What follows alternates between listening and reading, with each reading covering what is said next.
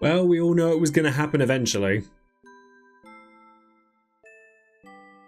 So I woke up this morning to an absolute barrage of messages from Twitter, Discord, Facebook, everywhere to let me know that sadly the end of service announcement for Dissidia Final Fantasy Opera Omnia has now happened. So I thought I would make a video just chronicling what has happened, why this is sad for so many people, how it's kind of gotten to this point, and lastly how I feel about it, because a lot of people have asked me my opinions on this. So if you'd like to know all of that stuff, then stay tuned and keep on watching. So I'm going to start by reading out exactly what the end of service announcement is. So I've gotten a screenshot from it here. So I'll leave it on the screen as well. This says, "Thank you for playing Dissidia Final Fantasy Opera Omnia. It is with deep regret that we inform you that Dissidia Final Fantasy Opera Omnia will end service on February 29th, 24 at 4 AM UTC. We understand that this will come as a shock to our loyal players who have been playing devotedly day after day. From all of us on the operations team, we are truly sorry for this sudden announcement. Ever since starting service on January 31st, 2018, we have striven to offer you the best service possible. However, after determining that it would be too difficult for us to provide you with a satisfactory experience moving forward, we have reluctantly made the difficult decision to end service.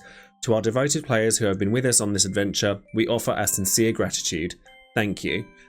So I think that it is really sad, to be honest. Like, it's definitely an eye-opener for me, and to see so many people come forward and say how devastated they are with how sudden this news is.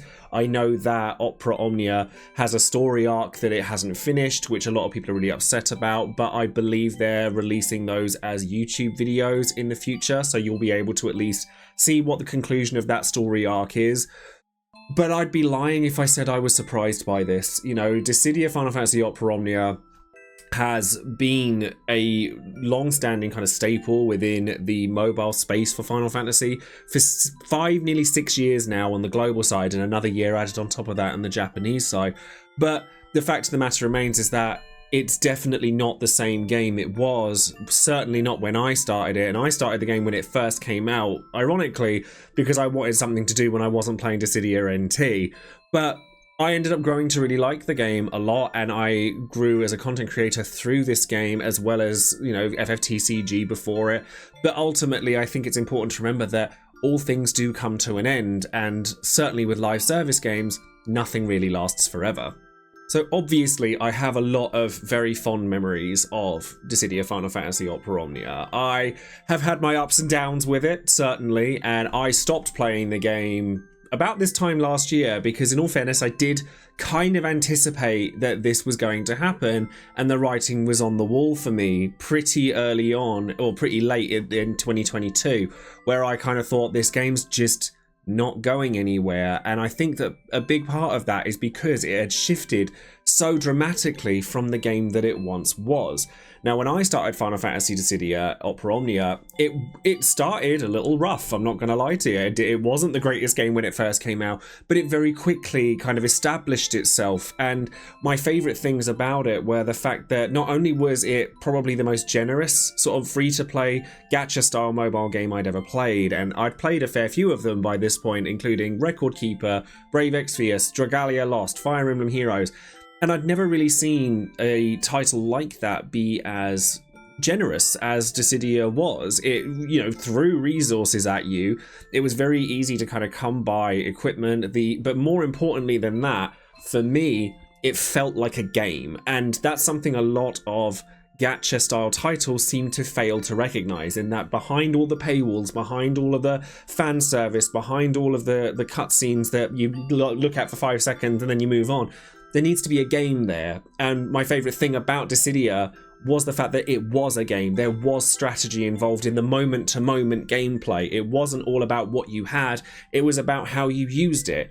And each character, certainly up until mid-Lufenia era, if those of you who've played the game will know what that means, you know, each character had its own distinct personality, like Lena being the ribbon of the group and having abilities that would protect you from status ailments was amazing when she came out, and it was amazing for a long time to come.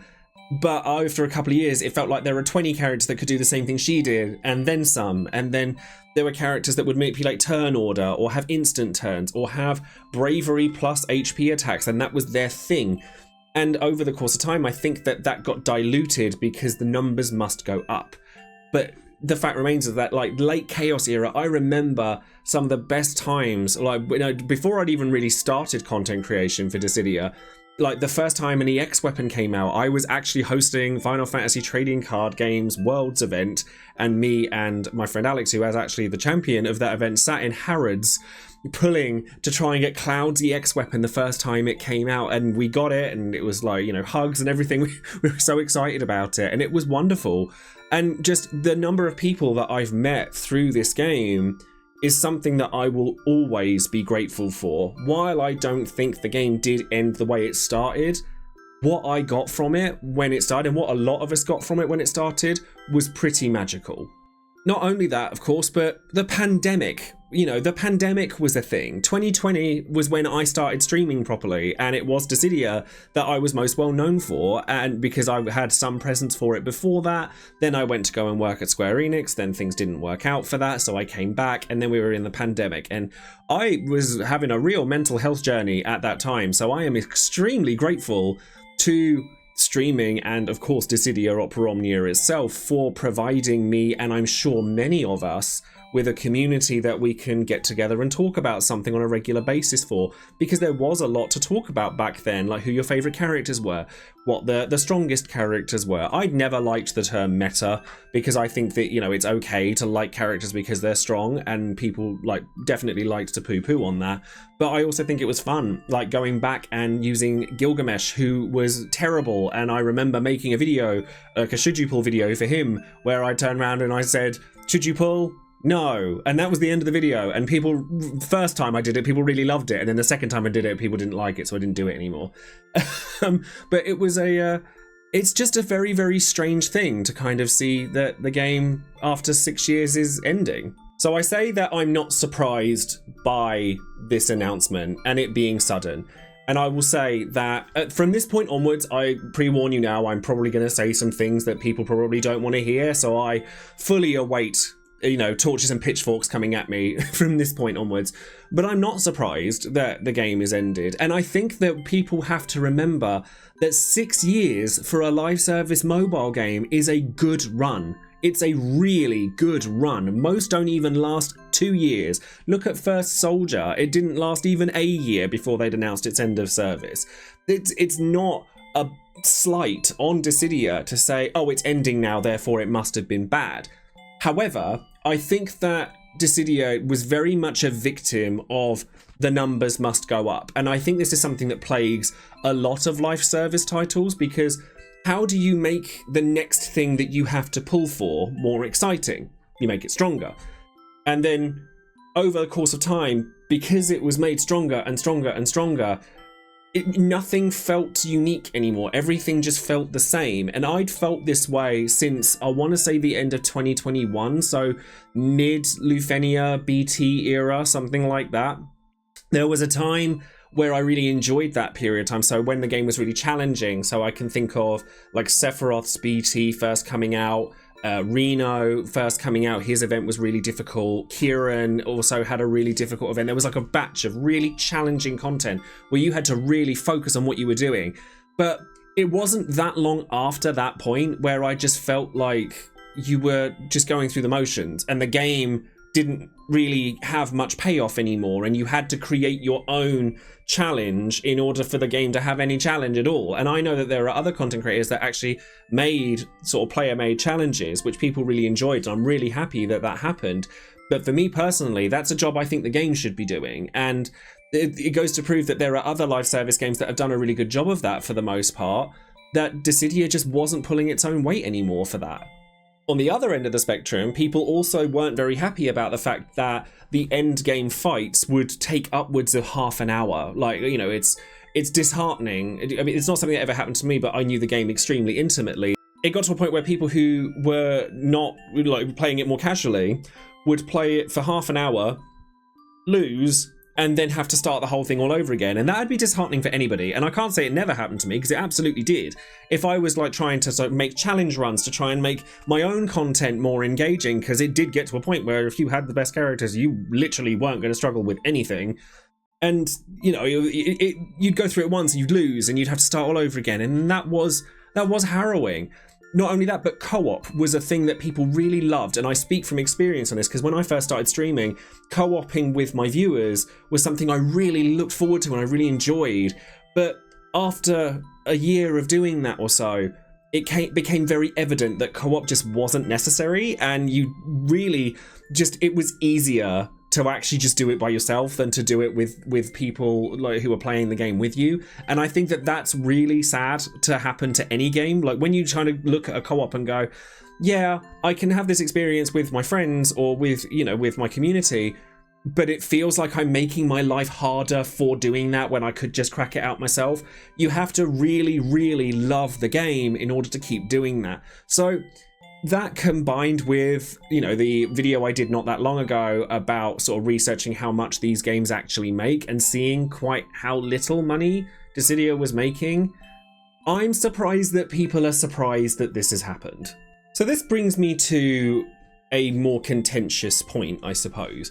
I think that it's extremely important, especially after seeing the responses that I've seen to the shutdown of Dissidia. And I do think it's kind of crappy that they've kind of gone, yep, no, there's no more now. Like, there's no more characters, no more banners, no more anything. What you've got now is what you've got until the game closes down in February, which, strangely enough, it closes down on the same day that Final Fantasy VII Rebirth comes out, which is a very weird coincidence. So it gives a little bit of sweet edge to that day, as much as we're all really looking forward to FF7 Rebirth. Seeing so many people's responses being very visceral and saying that they're really devastated that it's gone, I can't help but think, could you not have seen this coming? Like, and I feel for people, I do, because like I said, I was not the only person in the pandemic that turned to games like this as a way of getting through it. Like, there was loads of people that did, but I can't say that I'm shocked to see this, and I'm shocked that other people are, and people are absolutely devastated by it. And I think that a lot of people attach themselves to their games, and I get it. Like, I 100% understand that. But when you go into any live service title, particularly like gacha games, mobile games, anything that needs to continually make money to persist, you have to go into it knowing that this is going to happen one day. You can't avoid it. Whether it lasts for a week, a year, 5 years, 6 years, 10 years, it's going to stop eventually. So it's something you just always have to have in the back of your head before going and spending copious amounts of time in a daily basis, or money, and God knows how much money I've spent on Dissidia in my time. But, use me as an example then, where like to have that and it's just gone in a blip, in a flash of an eye. It's gone. Like, there's nothing that you could go back to it. Like, you could say that about any game, that every game has a lifespan, but my favorite video game of all time, or two of them, so like Final Fantasy IX or Legend of Zelda: A Link to the Past, they still exist in some form or another, and they can continue to have community support added to them. So like speedrunning or randomizers or ROM hacking or anything like that, there's always something that you can go back to those games and still enjoy them the way you did the first time around. But with a game like Dissidia, or any mobile title or live service title, once it's gone forever. And so for that reason, I think that my advice, I guess, coming from somebody who has a lot of experience with these things, is never attach yourself to a single title, particularly not one like these. If you're a content creator, that goes even doubly so. Because, again, I come from experience of having done a lot with Dissidia as a content creator and literally was living off of that game for 3 years.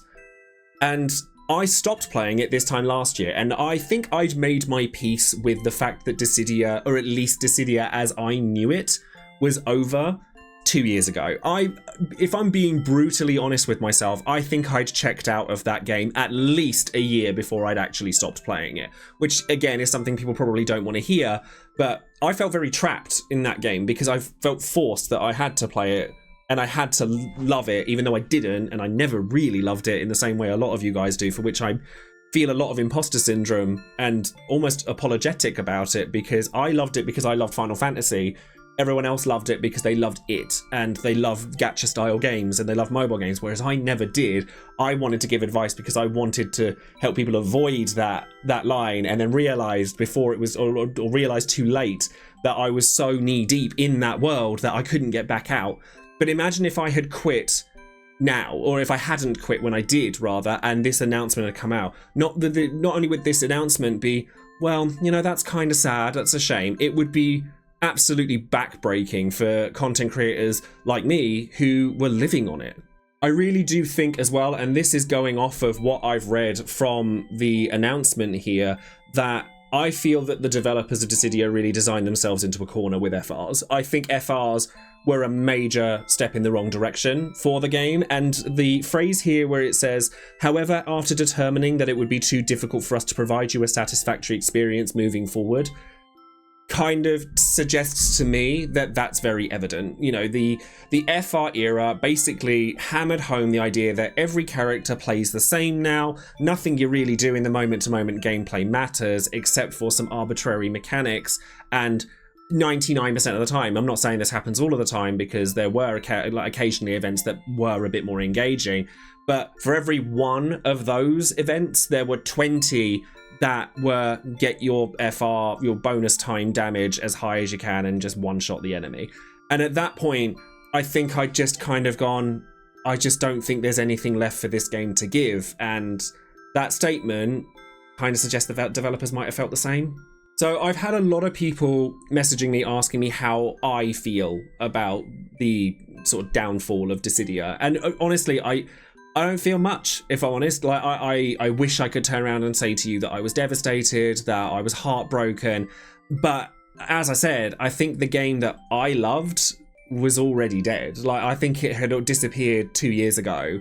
And so I'd made my peace with the downfall of what I knew that game to be a long time ago. Do I want to see more from the Dissidia franchise? Absolutely, absolutely. We all, like, there's so many people who came to Omnia came to it because they loved the PSP games. I would love to see a remaster or a remake of, the original Dissidia or Duodecim. I think that NT tried too hard to go into the esports route. I actually did really like NT for what it was worth.